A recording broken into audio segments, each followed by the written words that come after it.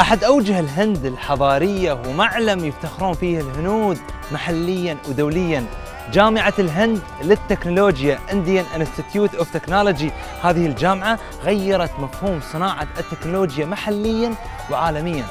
الكثير من شركات السوشيال ميديا وشركات التكنولوجيا لها تواجد وحضور كبير في هذا المكان، فقط أن يختاروا طلاب ينقلونهم وينقلون صناعة السوشيال ميديا وصناعة التكنولوجيا إلى عالم ثاني وإلى مكان مختلف تماما. يقال بأن 20% من خريجين هذه الجامعة على طول يلقون لهم وظائف في أوروبا وفي أمريكا أيضا.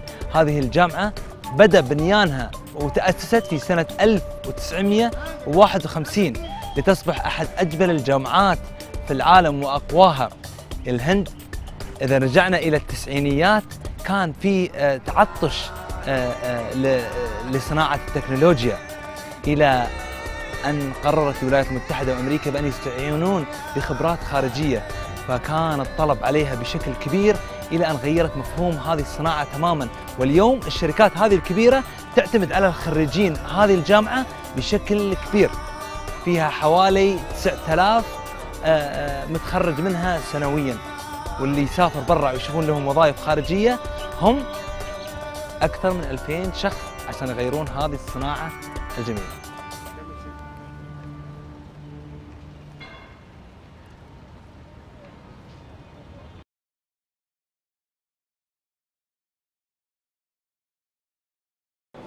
Dr. Rowe, thank you so much for having me here. I'm always wanted to discover IIT. It's beautiful. That's produced a lot of students, a lot of knowledge that's helped to change the entire world. If you see the big companies now, there is a lot of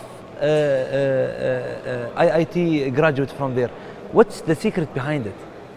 So one thing is, see, we are a very big country, and we have a large number of students who want to aspire to be engineers, and so it's almost like 1.5 million people take a test, and there is only a small percentage of people who actually make it to IITs. So it's a very tough examinations, and if you want to come to an institute like IIT Delhi, which is ranked #1, so you have to be like best in the country. Okay, talking about ranking #1 nationally, right? Internationally, I heard it's ranking #4, #3 is competing with international schools. So, see, international rankings in terms of research, we are still a little far from the big universities of the world. But when it comes to undergraduate education, when it comes to, let's say, entrepreneurial activities, we are doing pretty well. If you look at very recent rankings of unicorns, so the IIT system is ranked 4th best in the world in terms of producing the billionaires in last 10 years. So, Doctor, we were talking previously about you've been to many schools, Stanford and other international schools around the world. How do you see the difference between your school? How do you teach your students the difference between you and the foreign universities? So, there are many things which are actually common between the two.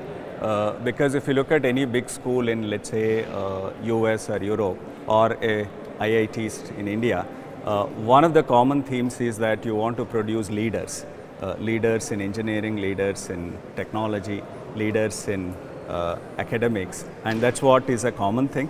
But the Indian system is slightly different, because you also need to look at the needs of the India.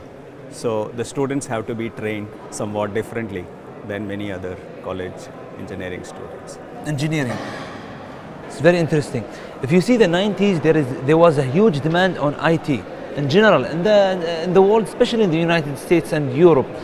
And then the graduate students from that countries, from US and Europe, did not meet. It wasn't enough for the student. So therefore, they tried to find another schools around the world globally. So they found Indian Institute of Technology, and according to my reading, I read that 20% at that time until the 20s they go abroad. What do you say about this? So that's true. Like we used to have a large number of students who used to go abroad, to do master studies and for the best jobs in the world. And IITs have been training such students for almost 50 years. And you will find any major engineering organization or a information technology, or let's say a major school, you would find an IIT alumni either as a faculty or a, let's say, CEO, or let's say as a vice president. Because our training process has been to prepare leaders who can actually take up leadership position wherever they are, whether it's India or the world. I see. You know, Professor, I'm very excited to see your recipe at your classroom. How do you teach your kids? Can we see the classroom? Sure, we can actually go to the classroom. I'm very excited.